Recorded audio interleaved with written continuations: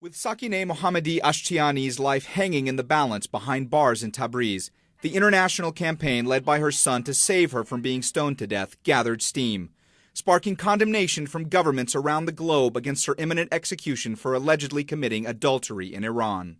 From the U.S. State Department, we're deeply troubled by press reports of the planned execution by Iranian authorities of Ms. Ashtiani by stoning.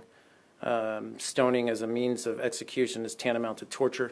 It's barbaric and an abhorrent act. To a harshly worded statement from the British Embassy in Tehran. Stoning is a medieval punishment that has no place in the modern world. The continued use of such a punishment in Iran demonstrates a blatant disregard for international human rights commitments, which it has entered into freely, as well as the interests of its people. To the summoning of the Iranian ambassador in Norway to address the Ashtiani case, Sajjad Mohammadi Ashtiani's plea for the world to come to his mother's aid appeared to be working. Addressing the international outcry, Iranian officials released a letter in response to the Ashtiani case, denying reports that she will be stoned to death. According to information from the relevant judicial authorities in Iran, she will not be executed by stoning punishment. The Embassy of the Islamic Republic of Iran highly recommends that news and reports should not be taken for granted and considered a reliable source of information for official statements or misjudgments. Human rights advocate Mina Ahadi, who has been working on behalf of Ashtiani's children to bring attention to the case, says the statement leaves too many questions unanswered. This letter says they will not stone her, but it didn't say what will happen to her afterwards. I get surprised because we always have big campaigns against stoning, but then the government stones people.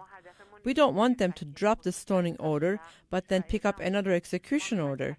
We want her freed and the charges dropped. Ahadi says that Ashtiani's son Sajjad told her he is refusing to back down from his open letter of request for an additional pardon from Ayatollah Khamenei or Judiciary Chairman Sadegh Larijani.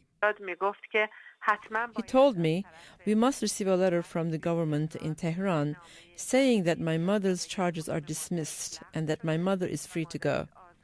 He said that he will be happy if these charges are dropped and will thank everyone who helped his family, but he also told me he wants proof that they will not throw his mother back in prison and proof that they won't come back and say she will be stoned or executed.